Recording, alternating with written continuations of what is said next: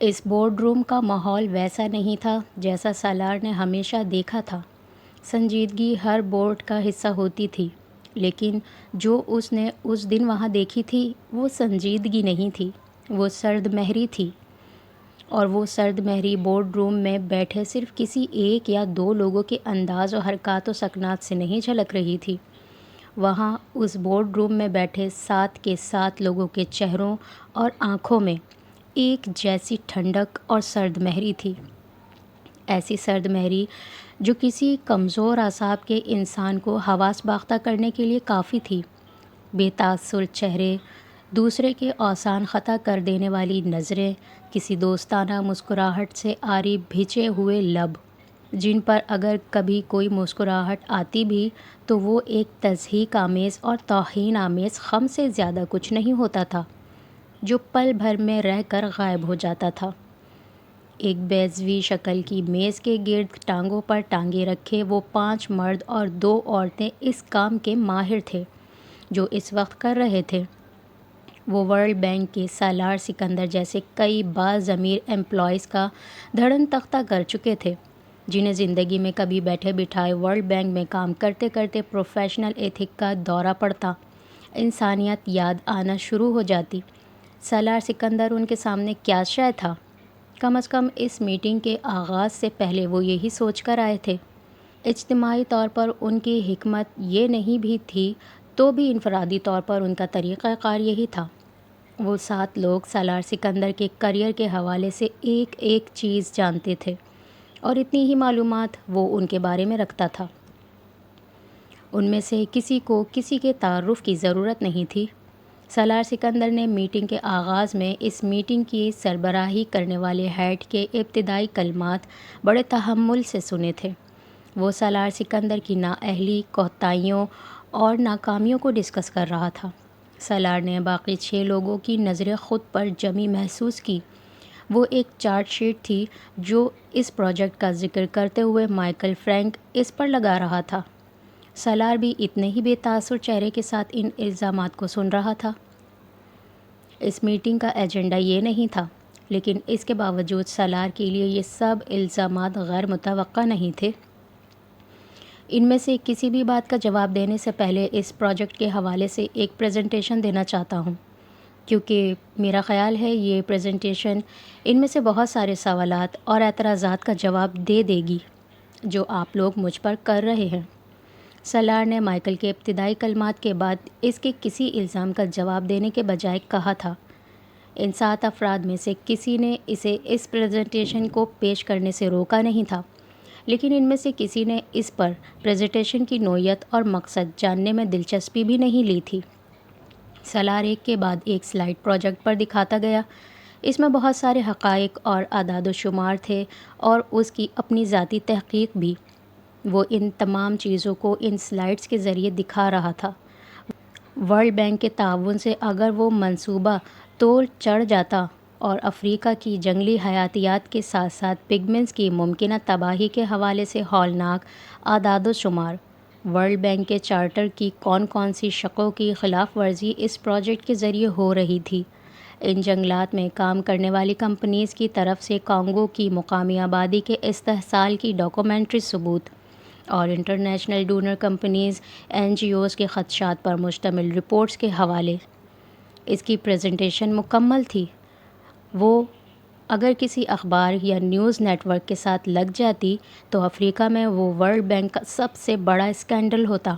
ان 7 لوگوں نے وہ پریزنٹیشن بے تاثر چہرے کے ساتھ اپنی اپنی کرسیوں پر ساکت بیٹھے دم سادے دیکھی تھی، لیکن آدھے گھنٹے کی اس پریزنٹیشن کے ختم ہونے کے بعد ان 7 کے ذہن میں جو خدشہ ابھرا تھا وہ ایک ہی تھا۔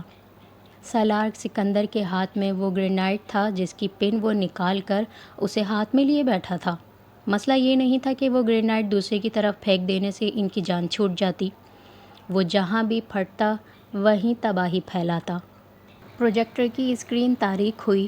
سالار نے اپنے لیپ ٹاپ کو بند کرتے ہوئے ان 7 لوگوں کے چہرے پر نظر ڈالی، مائیکل کے چہرے کو دیکھا جو اس کی صدارت کر رہا تھا۔ اتنے سالوں کی پبلک ڈیلنگ کے بعد وہ اتنا اندازہ تو لگا ہی پاتا تھا کہ اس نے پریزنٹیشن تیار کرنے اور اسے یہاں پیش کرنے میں اپنا وقت ضائع کیا تھا۔ تو تم اس پروجیکٹ پر کام نہیں کرنا چاہتے؟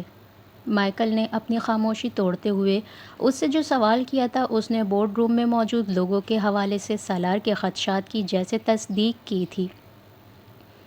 میں یہ چاہتا ہوں کہ ورلڈ بینک کانگو میں اس پروجیکٹ کو ختم کر دے۔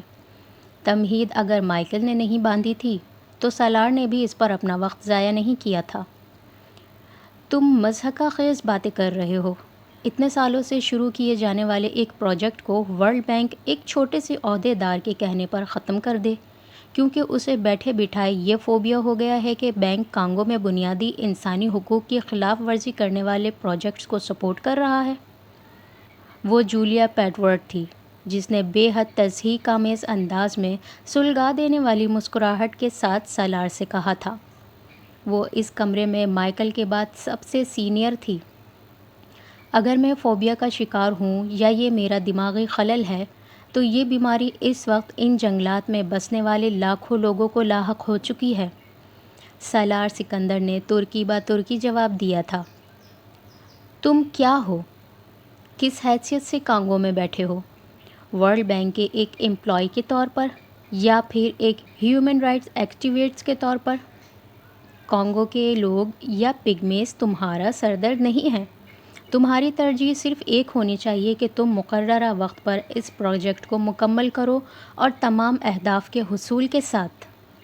اس بار بات کو ترشی سے کاٹنے والا الیگزینڈر رافیل تھا جو ورلڈ بینک کے صدر کے قریب ترین معاون میں سے ایک تھا۔ تم نے اپنا کانٹریکٹ پڑھا ہے؟ وہ شرائط ضوابط پڑھی ہیں جو اس کانٹریکٹ میں ہیں اور جن سے تم نے اتفاق کرتے ہوئے سائن کیے ہیں۔ تم اپنے کانٹریکٹ کی خلاف ورزی کر رہے ہو اور بینک تمہیں جاب سے نکالنے کا پورا اختیار رکھتا ہے اس کے بدلے میں۔ اس کے لہجے کی رکھائی اس کا شناختی نشان تھی۔ وہ اسی رکھائی اور بے مہری کے لیے جانا جاتا تھا۔ سالار وہاں موجود تمام لوگوں کو ان کی قابلیت کے علاوہ ان کی خصوصیات کے حوالے سے بھی جانتا تھا۔ میں نے اپنا کانٹریکٹ پڑھا ہے اور صرف ایک بار نہیں کئی بار پڑھا ہے۔ میں نے ورلڈ بینک کا چارٹر بھی پڑھا ہے اور نہ میرے کانٹریکٹ میں نہ ورلڈ بینک کے چارٹر میں کہیں یہ تحریر ہے کہ مجھے کوئی ایسا کام کرنا پڑے گا جو بنیادی انسانی حقوق اور کسی ملک کے قوانین و ضابطوں کی دھجیاں اڑا کر ہو سکے۔ اگر ایسی کوئی شق میرے کانٹریکٹ میں شامل تھی اور میں اسے نظر انداز کر بیٹھا ہوں تو آپ مجھے ریفرنس دیں۔ میں ابھی اپنے کانٹریکٹ میں اسے پڑھ لیتا ہوں۔ ای میل کی صورت میں میرا کانٹریکٹ میرے پاس موجود ہے۔ اس نے لیپ ٹاپ ایک بار پھر آن کیا تھا۔ الیگزینڈر رافیل چند لمحوں کے لیے بول نہیں سکا۔ اس کے ماتھے پر بل تھے اور مسلسل تناؤ میں رہنے کی وجہ سے وہ مستقل جھریوں میں تبدیل ہو چکے تھے۔ وہ صرف اس وقت چہرے سے خوشگوار لگتا جب اس کے چہرے پر بھولے بھٹکے کوئی مسکراہٹ آتی، ورنہ کرختگی اس کی مزاج کے ساتھ ساتھ اس کے چہرے کا ایک نمایاں حصہ تھی۔ اپنی کرنچی آنکھوں کو موڑتے ہوئے اس نے سالار سے کہا، تم اپنے آپ کو ان لوگوں سے زیادہ قابل سمجھتے ہو جنہوں نے یہ پروجیکٹ کئی سال کی تحقیق کے بعد شروع کیا تھا؟ تم سمجھتے ہو جنہوں نے فیزیبلٹی بنائی تھی وہ ایڈیٹس تھے؟ وہ اب تضحیک آمیز انداز میں اس سے پوچھ رہا تھا۔ نہیں، وہ ایڈیٹس نہیں تھے اور نہ ہی میں ایڈیٹ ہوں۔ وہ فیئر نہیں تھے اور میں ہوں۔ بات صرف اس دیانت کی ہے جو اس پروجیکٹ کی فیزیبلٹی رپورٹ تیار کرتے ہوئے نظر انداز کی گئی ہے، ورنہ یہ ممکن ہی نہیں ہے کہ اس پروجیکٹ کی فیزیبلٹی رپورٹ تیار کرنے والے اتنے عقل کے اندھے اور نااہل ہوں کہ انہیں وہ سب نظر نہ آیا ہو جو مجھے نظر آ رہا ہے اور میرے علاوہ اور لاکھوں مقامی لوگوں کو نظر آ رہا ہے۔ ورلڈ بینک کو اس پروجیکٹ کے حوالے سے دوبارہ انویسٹیگیشن کرنی چاہیے، ایک انکوائری کمیٹی بنا کر۔ مجھے یقین ہے کہ اس کمیٹی کی دیانتداری سے کام کیا تو انہیں بھی یہ سب نظر آ جائے گا جو مجھے نظر آ رہا ہے۔ سالار سکندر نے رافیل کے ہتک آمیز جملوں کو نظر انداز کرتے ہوئے کہا تھا، میرے خیال میں بہتر ہے کہ اس ڈیڈ لاک کو ختم کرنے کے لیے ایک کام کیا جائے جو واشنگٹن اور گومبے میں تمہارے آفس میں اس پروجیکٹ کے حوالے سے پیدا ہو گیا ہے۔ اس بار بولنے والا بل جالز تھا۔ وہ واشنگٹن میں ورلڈ بینک کی میڈیا کوارڈینیشن کو مانیٹر کرتا تھا اور اس پروجیکٹ کے حوالے سے انٹرنیشنل میڈیا میں آنے والی خبروں کو دبانے میں اس کی قابلیت اور اثر و رسوخ کا بڑا عمل دخل تھا۔ تم ریزائن کر دو، جیسے تم نے پریزنٹیشن اور بینک کے ساتھ ہونے والی آفیشیل خط و کتابت میں بھی آفر کیا تھا کہ اس پروجیکٹ کو تم اس طرح نہیں چلا سکتے۔ وہ بڑے تحمل اور رسانیت سے سالار سکندر کو جیسے صلاح دے رہا تھا، اگر یہ آپشن ورلڈ بینک کو زیادہ مناسب لگتا ہے تو مجھے بھی اس پر کوئی اعتراض نہیں ہے۔ مجھے بھی اس مسئلے کا حل صرف میرا استعفیٰ نظر آ رہا ہے، لیکن میں اپنے استعفے کی وجوہات میں اس پریزنٹیشن میں دیے جانے والے سارے اعداد و شمار شامل کروں گا اور اپنے تحفظات بھی لکھوں گا، اور میں اس استعفے کو پبلک کروں گا۔ بورڈ روم میں چند لمحوں کے لیے خاموشی چھا گئی۔ وہ بالآخر اس ایک نقطے پر آ گئے تھے جس کے لیے سالار سکندر کو کانگو سے واشنگٹن طلب کیا گیا تھا اور جو ورلڈ بینک کے گلے میں ہڈی بن کر پھنسا ہوا تھا۔ بورڈ روم میں بیٹھے ان 7 لوگوں کے پاس صرف 2 ٹاسک تھے، یا سالار سکندر کو اس پروجیکٹ کو جاری رکھنے کے لیے تیار کیا جائے اور اس سے کہا جائے کہ وہ رپورٹ واپس لے لے جو اس نے ورلڈ بینک کو اس حوالے سے ارسال کی تھی، یا پھر اس سے خاموشی سے استعفیٰ لے لیا جائے، اور وہ استعفیٰ ذاتی وجوہات کی بنا پر ہونا چاہیے۔ اس کے علاوہ اور کوئی وجہ اس کے تحریری استعفے میں بیان نہیں ہونی چاہیے۔ اور اب مسئلہ اس سے بڑھ گیا تھا۔ وہ نہ صرف استعفے میں یہ سب کچھ لکھنا چاہتا تھا بلکہ اس استعفے اور اس رپورٹ کو پبلک بھی کرنا چاہتا تھا۔ اگلے 3 گھنٹے تک وہ بورڈ روم میں بیٹھے ہوئے 7 افراد اس کے ساتھ بحث کر کے اسے قائل کرنے کی کوشش کرتے رہے تھے۔ انہوں نے اس پر ہر حربہ استعمال کر لیا تھا۔ جب دلیلوں سے کام نہیں بنا تو انہوں نے بینک کے کانٹریکٹ میں استعفے کے حوالے سے کچھ شقوں کو اٹھا کر اسے دھمکی دی تھی کہ وہ جاب کے دوران اپنے علم میں لائے گئے تمام پروفیشنل معاملات کو صیغہ راز میں رکھنے کا پابند ہے، اور اس استعفے کو پبلک کرنے اور اس رپورٹ کو میڈیا پر لانے پر اس کے خلاف قانونی کارروائی کی جا سکتی تھی، اور اسے نہ صرف مالی طور پر بڑا چوڑا ہرجانہ بھرنا پڑتا بلکہ وہ آئندہ بینک یا اس سے منسلک کسی بھی چھوٹے بڑے ادارے کی جاب کرنے کے لیے نااہل قرار دے دیا جاتا۔ سالار سکندر کو پتہ تھا یہ دھمکی نہیں تھی، بہت بڑی دھمکی تھی۔ وہ بالواسطہ طور پر اسے بتا رہے تھے کہ وہ اس کے پروفیشنل کریئر کو کم از کم صرف ورلڈ بینک میں ہی نہیں بلکہ ان تمام انٹرنیشنل آرگنائزیشنز میں ختم کر دیتے جو امریکہ کی سرپرستی میں چلتی تھیں، اور اسے پتہ تھا وہ یہ کر سکتے تھے۔ وہ اب بین الاقوامی طور پر جس سطح پر کام کر رہا تھا وہاں اس کے حوالے سے ایک چھوٹی سی قانونی چارہ جوئی بھی ایک اکنامسٹ، فائنینشیل تجزیہ کار کے طور پر اس کی ساکھ تباہ کر کے رکھ دیتی۔ کوئی نامور ادارہ اس کے خلاف اس طرح کے الزامات پر ہونے والی قانونی چارہ جوئی کے بعد اسے کبھی نہ رکھتا کہ اس نے اپنے کانٹریکٹ میں موجود رازداری شق کی خلاف ورزی کی تھی۔ یہ اس کی ساکھ پر لگنے والا ایسا دھبا ہوتا جسے وہ کبھی بھی مٹا نہیں سکتا تھا۔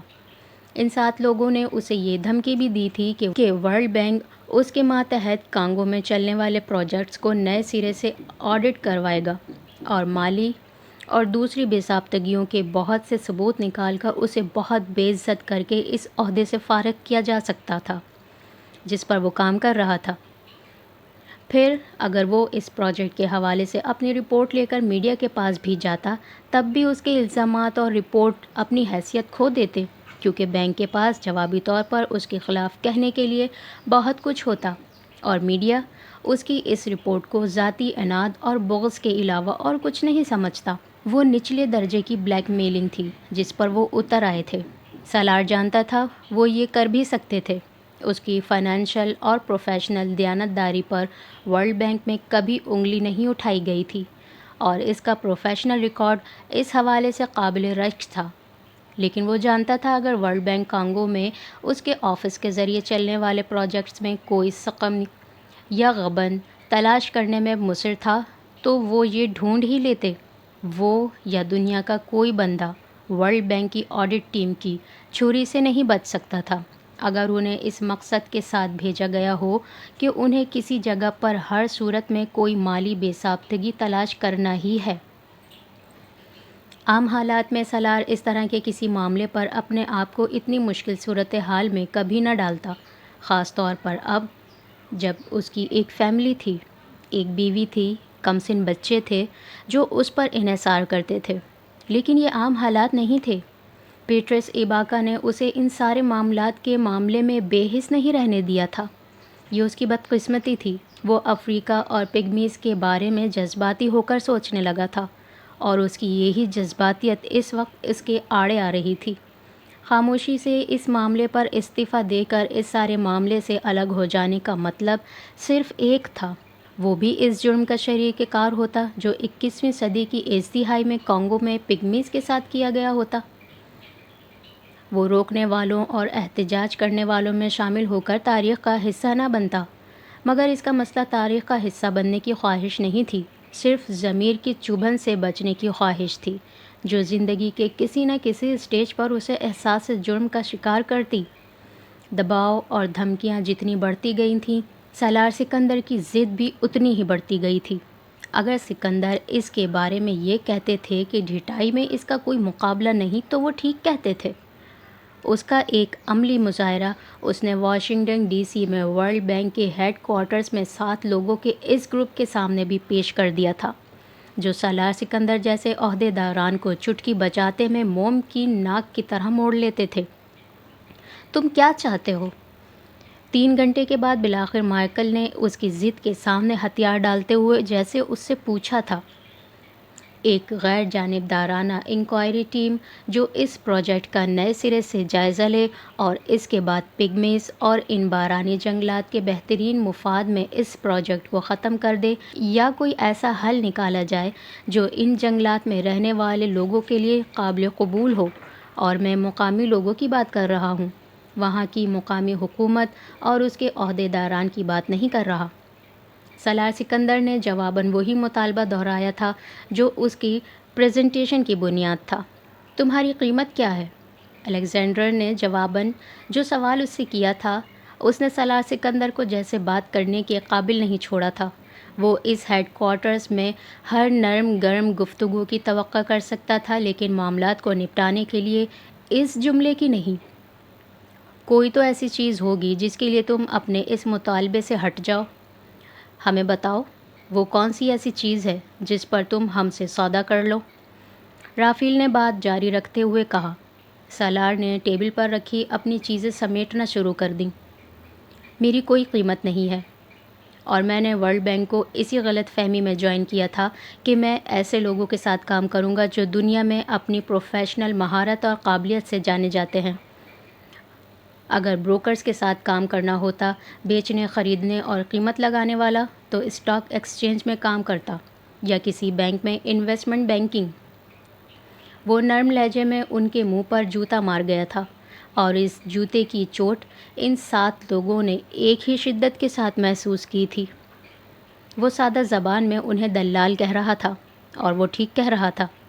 سالار سکندر کے ساتھ تو معاملات طے کرنے کے لیے انہیں جن لوگوں نے بھیجا تھا، وہ سالار سکندر کے ساتھ معاملات طے ہونے کے بعد انہیں ان کا کمیشن مختلف شکلوں میں ادا کرتے۔ وہ ورلڈ بینک کے اندر بنی ہوئی لابیز کے نمائندے تھے، جو بظاہر مختلف ملکوں اور قوموں کی نمائندگی کرتے تھے، لیکن در حقیقت وہ ان بڑے کارپوریٹ سیکٹرز کے مفادات کا تحفظ کرتے تھے جو اپنی اپنی حکومت کے آڑ میں کام کرتے تھے۔ ان 7 لوگوں میں سے کسی نے مزید کچھ نہیں کہا تھا۔ ستے ہوئے اور تنے ہوئے چہروں کے ساتھ وہ سب بھی اپنے کاغذات اور لیپ ٹاپ سنبھالنے لگے تھے۔ میٹنگ کسی نتیجے کے بغیر ختم ہو گئی تھی، اور سالار کو اندازہ تھا کہ اس میٹنگ میں کی جانے والی باتوں کے بعد ورلڈ بینک میں اس کا کیریئر بھی ختم ہو گیا تھا۔ وہ میٹنگ ہیڈ کوارٹر میں ہونے والی ہر میٹنگ کی طرح ریکارڈ ہوئی تھی۔ سالار کو اس کا اندازہ تھا، لیکن اسے یہ توقع نہیں تھی کہ وہ میٹنگ براہ راست کسی دوسری جگہ پر پیش بھی کی جا رہی تھی۔ سالار سکندر کے اس بورڈ روم سے باہر آنے سے پہلے اس سے نپٹنے کے لیے دوسری حکمت عملی طے ہو گئی تھی۔ الیگزینڈر رافیل بورڈ روم سے سالار کے پیچھے آیا تھا، اور اس نے چند منٹوں کے لیے اس سے علیحدگی میں بات کرنے کی خواہش کا اظہار کیا تھا۔ سالار کچھ الجھا، لیکن پھر آمادہ ہو گیا تھا۔ وہ کون سی بات تھی جو بورڈ روم میں نہیں کی جا سکتی تھی، اور اب اس 1 to 1 میٹنگ میں کہی جاتی؟ وہاں وہ باتیں بھی کہہ دی گئی تھیں جو ورلڈ بینک جیسی معتبر آرگنائزیشن کے کسی فرد سے سالار انفرادی طور پر بھی سننے کی توقع نہیں رکھتا تھا۔ چاہ جائے کہ وہ اجتماعی طور پر اس سے کہی جائیں۔ وہ صرف مایوس نہیں ہوا تھا، اس کی ہمت ٹوٹ گئی تھی۔ اس نے ورلڈ بینک کو اس لیے اور ان مقاصد کو پورا کرنے کے لیے جوائن نہیں کیا تھا۔ الیگزینڈر رافیل کے آفس میں وہ اسی پیرائے کی کوئی گفتگو سننے کی توقع کے ساتھ گیا تھا، مگر اپنے آفس میں الیگزینڈر رافیل کا رویہ اس کے ساتھ حیران کن طور پر مختلف تھا۔ مجھے یہ ماننے میں کوئی شبہ نہیں کہ میں تمہاری رپورٹ سے بہت متاثر ہوا ہوں، اور صرف میں نہیں، پریزیڈنٹ بھی۔ اس کے پہلے ہی جملے نے اس کو حیران کر دیا تھا۔ وہ کافی کا کپ جو اس کے سامنے رکھتے ہوئے اپنا کپ لیے اپنی سیٹ کی طرف چلا گیا تھا۔ پریزیڈنٹ سے مراد رالف ایڈگر تھا، جو اس وقت ورلڈ بینک کا پریزیڈنٹ تھا، اور رافیل اس کے قریب ترین معاونین میں سے تھا، بلکہ کئی اعتبار سے اس کو پریزیڈنٹ کا دست راست سمجھا جاتا تھا۔ اپنی کرسی پر بیٹھتے ہوئے رافیل کا انداز بدل چکا تھا۔ اس کے چہرے کی کرختگی ہونٹوں کے اس خم کی وجہ سے کچھ کم ہو گئی تھی جسے صرف ڈکشنری میں مسکراہٹ کہا جاتا تھا، لیکن اس کا مقصد وہ نہیں تھا جو مسکراہٹ کا مطلب ہوتا تھا۔ پریزیڈنٹ ہمیشہ سے تم سے بہت زیادہ توقعات رکھتے تھے۔ افریقہ کے لیے جو ویژن ان کا ہے، اسے جو عملی جامہ پہنا سکتا ہے، وہ صرف تم ہو، اور یہ پروجیکٹ تو ان سینکڑوں پروجیکٹس میں سے صرف ایک پروجیکٹ ہے، بہت چھوٹا پروجیکٹ جو وہ تمہارے لیے سوچتے ہیں۔ وہ بہت بڑی شے ہے۔ تمہارے ذریعے افریقہ کی تقدیر بدلی جا سکتی ہے، اور میں تمہیں یہ یقین دلانا چاہتا ہوں کہ پریزیڈنٹ افریقہ کے بارے میں بہت سنجیدہ ہیں۔ وہ مخلص ہیں اور وہاں سے بھوک، غربت اور بیماری کو واقعی مٹانا چاہتے ہیں۔ پیٹرس ایباکا ایک بیوقوف آدمی ہے۔ وہ کچھ ایسے لوگوں کے ہاتھوں میں کھیل رہا ہے جو افریقہ کی ترقی کے راستے میں رکاوٹ ہیں۔ سالار کو گفتگو میں پیٹرس ایباکا کا حوالہ سن کر حیرت نہیں ہوئی تھی۔ واشنگٹن میں بیٹھے لوگ مکمل طور پر اس بات سے باخبر تھے کہ اس کی مائیت قلب کے پیچھے کون تھا۔ تم نے کوئی سوال نہیں کیا؟ رافیل کو اچانک اس کی خاموشی چبھی۔ اگر وہ سالار کو اس کے بارے میں پریزیڈنٹ کی تعریفی کلمات پہنچا کر اسے جوش دلانا چاہتا تھا تو وہ ناکام ہو رہا تھا۔ سالار کے رویے میں کوئی تبدیلی نہیں آئی تھی۔ میرے پاس جو بھی سوال تھے وہ میں اپنی رپورٹ میں اٹھا چکا ہوں۔ مجھے خوشی ہے کہ پریزیڈنٹ افریقہ میں میرے کام اور اس رپورٹ سے متاثر ہیں، لیکن میں زیادہ خوش تب ہوں گا جب اس رپورٹ پر مجھے ورلڈ بینک کا کوئی پازیٹیو رسپانس آئے۔ بینک تمہیں وائس پریزیڈنٹ کا عہدہ دینا چاہتا ہے، اور یہ پریزیڈنٹ کی ذاتی دلچسپی کی وجہ سے ہو رہا ہے۔ اس مہینے کے آخر تک 2 وائس پریزیڈنٹ اپنی مدت ملازمت پوری کر کے اپنے عہدوں سے الگ ہو رہے ہیں، اور ان میں سے ایک سیٹ پر تمہیں اپوائنٹمنٹ کرنا چاہتے ہیں وہ، اور اس سلسلے میں امریکن گورنمنٹ سے بھی بات ہوئی ہے ان کی۔ وہاں سے بھی رسپانس بہت پازیٹیو ہے۔ تم یقیناً ڈیزرو کرتے ہو کہ تمہیں تمہاری صلاحیت اور قابلیت کے حساب سے عہدہ دیا جائے۔ رافیل اس طرح بات کر رہا تھا جیسے بہت بڑا راز اس پر افشا کر رہا ہو، ایسا راز جس کو جاننے کے بعد سالار سکندر کی بانچیں کھل جاتیں۔ اس کی مایوسی کی انتہا نہیں رہی تھی جب اس نے میز کی دوسری طرف بیٹھے اپنے سے 15 سال چھوٹے اس 35 سالہ مرد کے چہرے کو اس خبر پر بھی بے تاثر پایا تھا۔ اور وائس پریزیڈنٹ کے عہدے کے بدلے میں مجھے کیا کرنا ہے؟ رافیل کو اپنی اتنی لمبی تقریر کے جواب میں اتنا ڈائریکٹ اور 2 ٹوک سوال سننے کی توقع نہیں تھی۔ پریزیڈنٹ کو اس پروجیکٹ پر تمہاری سپورٹ چاہیے، مطلق اور غیر مشروط سپورٹ۔ رافیل نے اب لفاظی اور تمہیدوں میں وقت ضائع نہیں کیا تھا۔ اسے اندازہ ہو گیا تھا سالار سکندر کے لیے یہ دونوں چیزیں بیکار اور بے اثر تھیں۔ میرا خیال ہے میں وہ نہیں دے سکوں گا۔ اس پروجیکٹ کے حوالے سے میری جو رائے اور اسٹینڈ ہے وہ میں بتا چکا ہوں۔ مراعات اور عہدہ میرے اسٹینڈ کو بدل نہیں سکتے۔ میری خواہش ہے افریقہ کے لیے پریزیڈنٹ اگر اتنی ہمدردی اور اخلاص رکھتے ہیں تو وہ اس رپورٹ سے صرف متاثر نہ ہوں، وہ فوری طور پر اس پر کوئی ایکشن لیں۔ کیا کچھ اور ہے جو آپ کو کہنا ہے؟ سالار نے کافی کے اس کپ کو ہاتھ بھی نہیں لگایا تھا جو اس کے سامنے پڑا تھا۔ الیگزینڈر رافیل دنیا کی بہت بڑی بڑی آرگنائزیشنز میں ہر طرح کے لوگوں کے ساتھ کام کر چکا تھا۔ سالار سکندر کو وہ اس ملاقات سے پہلے کچھ بھی نہیں سمجھتا تھا، وہ اب اسے بے وقوف سمجھتا تھا۔ 37 سال کی عمر میں پلیٹ میں رکھ کر اسے اتنا بڑا عہدہ پیش کیا جا رہا تھا اور وہ اسے ٹھکرا رہا تھا۔ غرور تھا تو بیجا تھا، بے وقوفی تھی تو انتہا کی، اور تنک تھی تو بے مقصد۔ اس نے اپنی پوری زندگی میں کسی ذہین آدمی کو اتنا بے وقوف اور بے غرض نہیں پایا تھا۔ وہ یہ اعتراف نہیں کرنا چاہتا تھا پر کر رہا تھا۔ وہ پہلی بار ذہانت کو بے لوث اور بے غرض دیکھ رہا تھا، اور وہ جانتا تھا وہ جس دنیا میں کام کر رہا تھا وہاں اس بے غرض اور بے لوث ذہانت کو عروج کبھی حاصل نہیں ہوتا۔ وہاں بیٹھے اس نے سالار سکندر سے کہا تھا، تمہیں سب کچھ آتا ہے، ٹیکٹس نہیں آتے، اس لیے تم کامیابی کے سب سے اوپر والے زینے پر کبھی کھڑے نہیں ہو سکو گے۔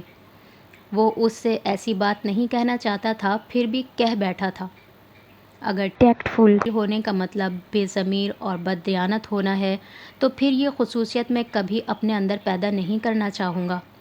میں اپنا استعفیٰ آج ہی میل کر دوں گا۔ وہ اٹھ کھڑا ہوا تھا۔ اس نے آخری مسافے کے لیے الیگزینڈر رافیل کی طرف ٹیبل پر کچھ جھک کر ہاتھ بڑھایا تھا۔ رافیل اٹھنا نہیں چاہتا تھا لیکن اسے اٹھنا پڑا تھا۔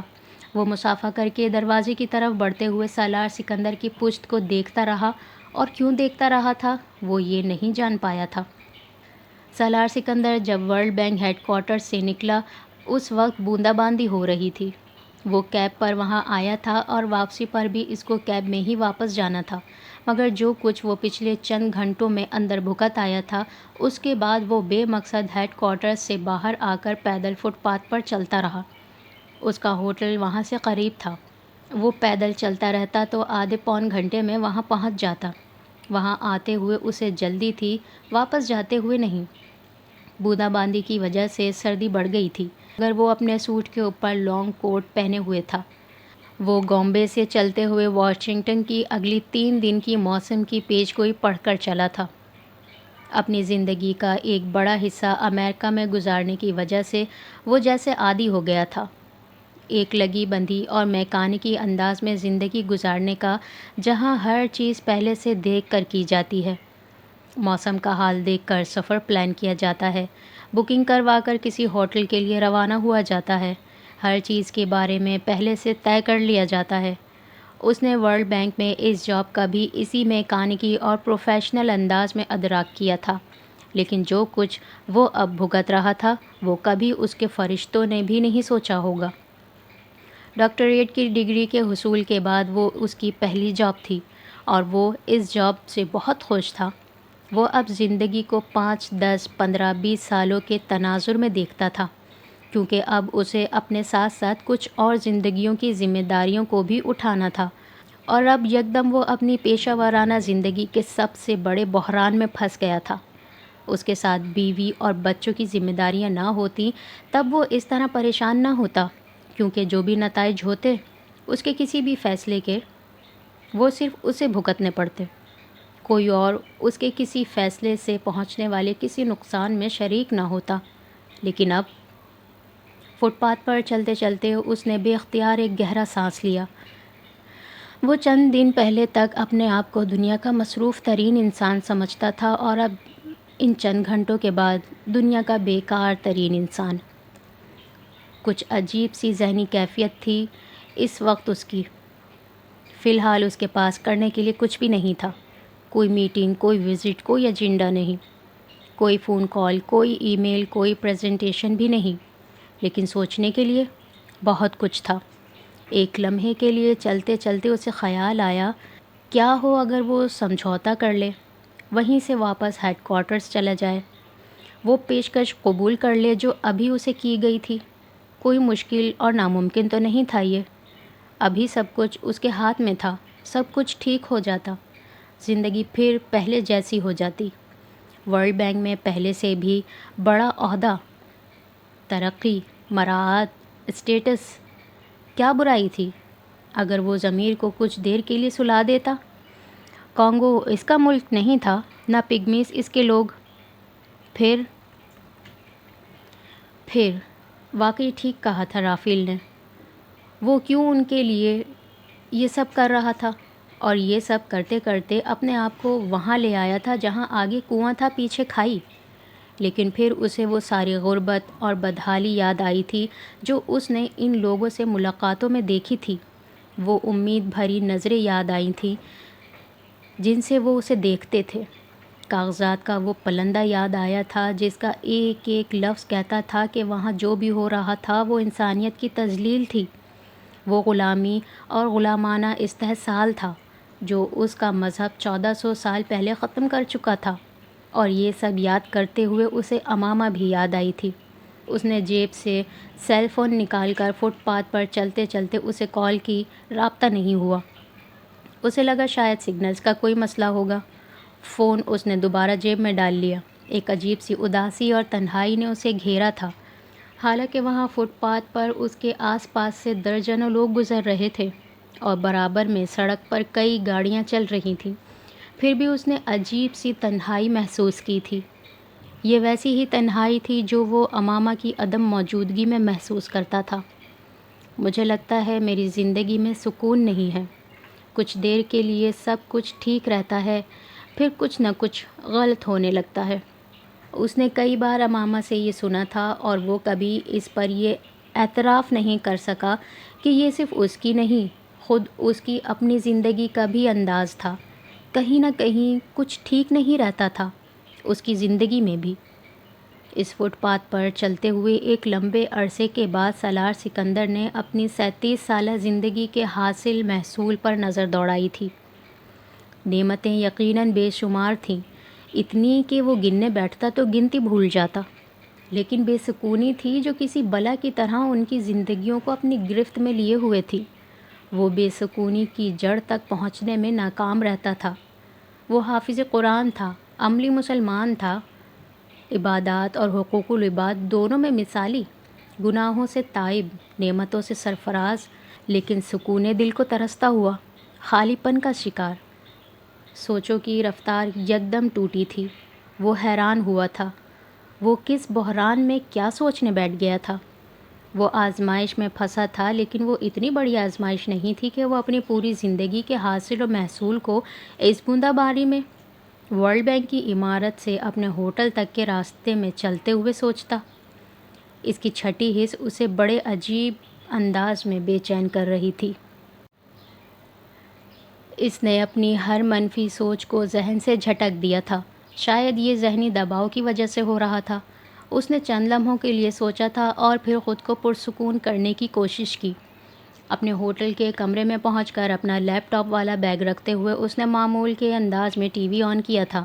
ایک مقامی چینل پر واشنگٹن میں صبح سویرے ہونے والے ایک ٹریفک حادثے کی خبر چل رہی تھی جس میں 2 مسافر موقع پر مر گئے تھے، جبکہ تیسرا مسافر شدید زخمی حالت میں اسپتال میں تھا۔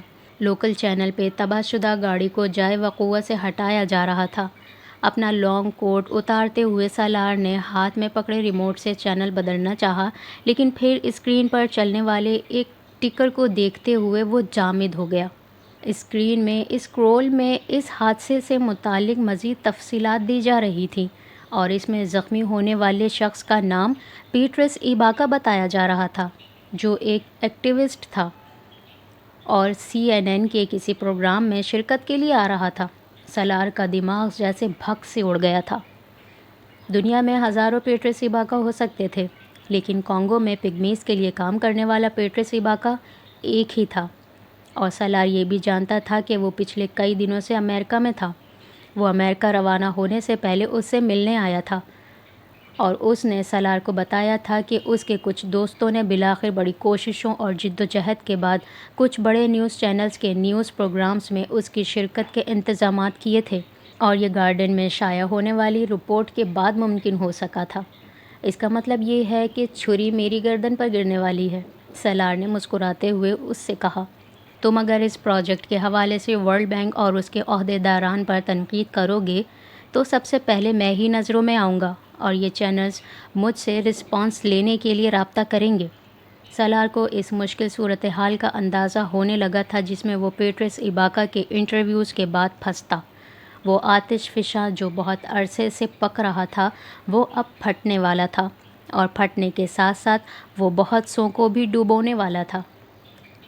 میں تمہیں بچانے کی پوری کوشش کروں گا، ایباکا نے اسے یقین دلایا تھا۔ میں تم پر کوئی تنقید نہیں کروں گا، بلکہ تمہاری سپورٹ کے لیے تمہاری تعریف کروں گا۔ تم تو اب آئے ہو، یہ پروجیکٹ تو تمہارے آنے سے پہلے جاری ہے۔ ایباکا بے حد سنجیدہ تھا، لیکن سالار کے ساتھ ساتھ وہ خود بھی جانتا تھا کہ اس کی یہ یقین دہانی ایک خوش فہمی کے علاوہ اور کچھ نہیں ہے۔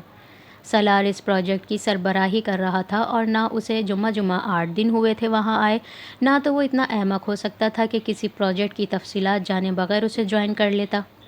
اگر وہ اس کا حصہ تھا تو کسی نہ کسی حد تک اسے بھی میڈیا کی شدید تنقید کا سامنا ہونے والا تھا۔ ایباکا کی تعریف ورلڈ بینک کی انتظامیہ کی نظروں میں اس کا امیج خراب کرتی، اور اس کی خاموشی دنیا کی نظروں میں۔ تم جلد سے جلد ورلڈ بینک چھوڑ دو۔ میں تمہاری رپورٹ کا حوالہ دوں گا کہ اس پروجیکٹ سے ناخوش تھے، اور تمہاری اس پوزیشن کو چھوڑنے کی وجہ بھی یہی ہے۔ ایباکا نے جیسے اسے ایک راہ دکھائی تھی۔ میں اس سے پہلے ایک کوشش ضرور کروں گا کہ بینک کو مجبور کر سکوں کہ وہ اس پروجیکٹ پر نظر ثانی کرے۔ جو راستہ وہ سالار کے لیے نکال رہا تھا وہ سالار کو بھی پتہ تھا۔ اس کے باوجود وہ ایک آخری کوشش کرنا چاہتا تھا، بینک کا رد عمل جاننے کے لیے۔ اسے جیسے یہ امید تھی کہ بینک اگر فوری طور پر اس پروجیکٹ کو نہیں روکتا، تب بھی کوئی انکوائری تو آرڈر کر ہی سکتا تھا۔ یہ کیسے ممکن تھا کہ اتنے تفصیلی ثبوتوں کے باوجود وہ بینک آنکھیں بند کر کے صم بکم کی طرح بیٹھا رہتا؟ ایباکا نے اس کے ساتھ کوئی بحث نہیں کی تھی۔ وہ ان دونوں کا آخری رابطہ تھا۔ وہ واشنگٹن آنے تک میڈیا پر ایباکا اور کانگو کے بارانی جنگلات کے حوالے سے کوئی نئی خبر تلاش کرتا رہا، لیکن وہ نئی خبر اسے آج ملی تھی۔ نیوز چینل بتا رہا تھا کہ بچنے والے مسافر کی حالت تشویشناک تھی۔ سالار کچھ دیر شل ہوتے ہوئے اعصاب کے ساتھ کھڑا رہا، پھر اس نے اپنا فون نکال کر یہ جاننے کی کوشش کی تھی کہ ایباکا کو کہاں لے جایا گیا تھا۔ عجیب اتفاق تھا، لیکن یکدم جیسے اس کا فون رابطوں کے مسائل کا شکار ہونے لگا تھا۔ کچھ دیر پہلے وہ کانگو میں اماما سے رابطہ نہیں کر پایا تھا، اور اب وہ کوئی لوکل کال نہیں کر پا رہا تھا۔ کچھ دیر اپنے سیل فون کے ساتھ مصروف رہنے کے بعد ناکامی پر سالار نے جیسے جھنجھلا کر کمرے میں موجود فون لائن اٹھا کر اسے استعمال کرنے کی کوشش کی تھی۔ وہ فون لائن بھی کام نہیں کر رہی تھی۔ سالار حیران ہوا تھا۔ وہ ایک 5 اسٹار ہوٹل تھا، اور اس کی فون لائن کا ڈائریکٹ کام نہ کرنا حیران کن بات تھی۔ اس نے انٹرکام پر آپریٹر کے ذریعے ایک کال بک کروائی تھی۔ اگلا آدھا گھنٹہ وہ آپریٹر کی کال کا انتظار کرتا رہا۔ وہ پہلا موقع تھا جب سالار کو ایک عجیب سی بے چینی محسوس ہوئی تھی۔ پہلی بار اسے لگا تھا جیسے اس کو کسی سے بھی رابطہ کرنے سے روکا جا رہا ہے۔ وہ اس شک کو اپنے ذہن سے جھٹک دینا چاہتا تھا۔ کچھ سوچے سمجھے بغیر وہ اسی بے یقینی اور بے قراری کے عالم میں اپنے کمرے سے نکل کر نیچے استقبالیہ پر آ گیا تھا۔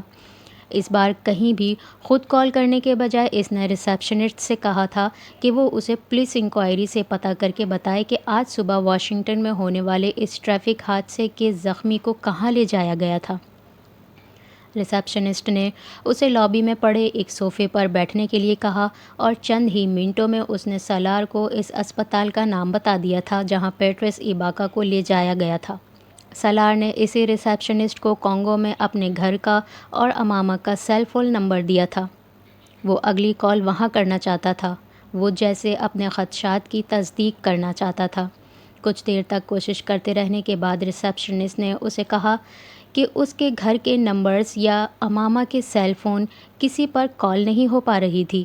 شاید کانگو اور امریکہ کے درمیان اس وقت رابطوں میں گڑبڑ تھی۔ سالار کے خدشات کی لمحہ بھر میں ہوا نکل گئی تھی۔ وہ شاید ضرورت سے زیادہ وہم کرنے لگا تھا۔ اس نے اپنا سر جھٹکتے ہوئے سوچا، اور ریسیپشنسٹ سے اپنے کمرے کی ڈائریکٹ فون لائن کے فنکشنل نہ ہونے کی شکایت کرنے کے بعد وہ وہیں سے اسپتال کے لیے روانہ ہو گیا تھا جہاں پیٹرس داخل تھا۔ اسپتال پہنچ کر پیٹرس کو تلاش کرنا مشکل نہیں تھا، لیکن اسے ایباکا سے ملنے نہیں دیا گیا تھا۔ وہ مخدوش حالت میں تھا، اور سرجری کے بعد اسے مصنوعی تنفس پر رکھا گیا تھا۔ اپنے آپ کو ایباکا کا رشتہ دار ظاہر کرنے پر اسے بہرحال ایباکا کو دور سے ایک نظر دیکھنے کی اجازت مل گئی تھی۔ اسپتال کے ICU میں نالیوں، تاروں اور پٹیوں میں جکڑے ایباکا کو سالار پہلی نظر میں نہیں پہچان سکا تھا۔ وہ سیاہ فام، پست قامت آدمی، موٹی چمکدار آنکھوں اور ایسی مسکراہٹ کے لیے پہچانا جاتا تھا جو کسی چھوٹی سی بات پر بھی اس کے چہرے پر آ جاتی۔ وہ بات بے بات قہقہے لگانے کا بھی عادی تھا۔ اس کے موٹے موٹے سیاہ ہونٹوں سے نظر آنے والے دودھیا دانت اور مسوڑے اس کے ہر قہقہے میں سب سے پہلے نمایاں ہوتے تھے۔ سالار گم سم کھڑا اسے دیکھتا رہا۔ وہ صرف پگمیز کا نہیں، کانگو کا صدر بننا چاہتا تھا۔ ہارورڈ بزنس اسکول اور John F Kennedy school of government سے فارغ التحصیل ہونے والے ممتاز ترین افراد میں سے ایک پیٹرس ایباکا بھی ہوتا۔ اگر زندگی اسے ایک موقع دیتی، شاید وہ کبھی نہ کبھی کانگو کا صدر بن جاتا اور افریقہ کے نمایاں ترین لیڈرز میں اس کا شمار ہوتا، لیکن زندگی فی الحال اسے یہ موقع نہیں دے رہی تھی۔ وہاں کھڑے کھڑے سالار کو ایک بار پھر جیسے خیال آیا تھا کہ وہ چاہتا تو اب بھی یہ سب ٹھیک کر سکتا تھا۔ ایباکا مر رہا تھا اور اس کے مرنے کے ساتھ ہی وہ سارے حقائق اور شواہد بھی غائب ہو جانے والے تھے۔ شاید یہ ایک موقع اسے قدرت دے رہی تھی۔ وہ الجھا، بھٹکا، ٹیمپٹ ہوا۔ ضمیر کا چابک ایک بار پھر اس پر برسا تھا، اور ضمیر کا چابک واحد چیز نہیں تھی جس نے سالار کو جھٹکا دیا تھا۔ اس کی اپنے ہوٹل واپسی پر ایک اور بڑا سانیہ اس کا انتظار کر رہا تھا۔ اس کے کمرے میں اس کا لاکر کھلا ہوا تھا، اور اس لاکر میں موجود اس کا پاسپورٹ اور کچھ دوسرے اہم ڈاکومنٹس غائب تھے۔ صرف اتنا ہی نہیں، بلکہ اس کا وہ بیگ بھی غائب تھا جس میں اس کا لیپ ٹاپ اور اس رپورٹ سے متعلقہ تمام ثبوت کی کاپیاں تھیں۔ سالار کو چند لمحوں کے لیے یقین نہیں آیا۔ اسے لگا وہ اس کا کمرہ نہیں ہوگا، وہ شاید غلطی سے کسی اور کمرے میں داخل ہو گیا تھا۔ یہ حماقت کی انتہا تھی۔ لیکن اس نے جیسے اپنے کمرے سے نکل کر دروازے پر نمبر پڑھا تھا، وہ اسی کا کمرہ تھا۔ حواس باختگی کے عالم میں وہ دوبارہ کمرے میں داخل ہوا اور اس نے پاگلوں کی طرح کمرے میں ایک ایک کونے کھدڑے کو چھان مارا، صرف اس موہوم امید میں کہ شاید وہ جس ذہنی کیفیت سے گزر رہا تھا اس میں اس نے خود ہی ان سب چیزوں کو کہیں اور رکھ دیا تھا۔ کمرے میں کہیں کچھ نہیں تھا۔ وہ ایک 5 اسٹار ہوٹل تھا، اور اگرچہ ہوٹل کے کمرے میں رکھی جانے والی کسی بھی قسم کی قیمتی اشیاء کے لیے لاکر فراہم کرنے کے ساتھ ہی وہ ہر طرح کی ذمہ داری سے بری ذمہ ہو چکے تھے، اس کے باوجود سالار کو یقین نہیں آیا کہ وہ سب ہو چکا تھا۔ کوئی اس کے کمرے سے اس کے ٹرینل ڈاکومنٹس اور لیپ ٹاپ کیوں لے کر جاتا، اور اس سے بھی بڑا سوال تھا کہ کون لے کر گیا تھا۔ بے حد طیش کے عالم میں اس نے فون اٹھا کر فوری طور پر اپنے ساتھ ہونے والے واقعے کی اطلاع مینیجر کو دیتے ہوئے اسے کمرے میں طلب کیا تھا۔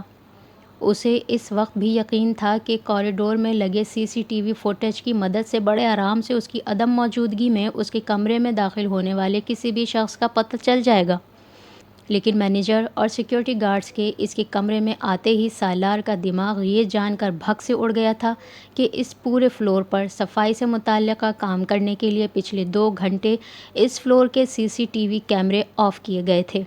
یہ ناقابل یقین بات تھی۔ اسے لگا تھا یکدم جیسے اس کے ہاتھ پاؤں کٹ گئے تھے۔ اس کے پاس جو کچھ بھی تھا وہ اس لیپ ٹاپ اور اس کے بیگ میں تھا۔ ان کے غائب ہونے کا مطلب تھا کہ وہ بالکل بے دست و پا ہو گیا تھا۔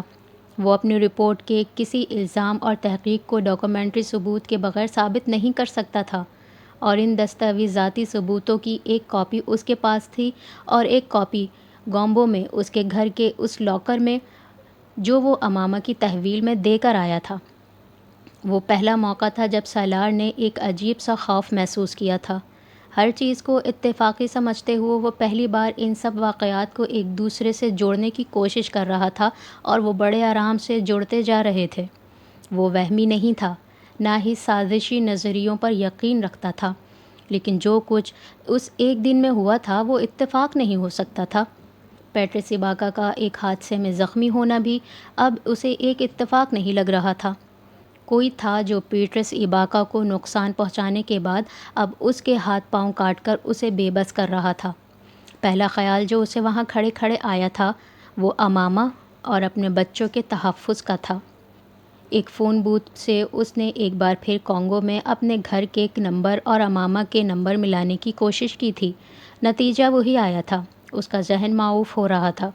اس نے اپنے فون پر ای میل، سوشل میسیجنگ کے ذریعے بھی امامہ سے رابطہ کرنے کی کوشش کی تھی، لیکن کسی ای میل، کسی میسیج کا جواب نہیں آیا تھا۔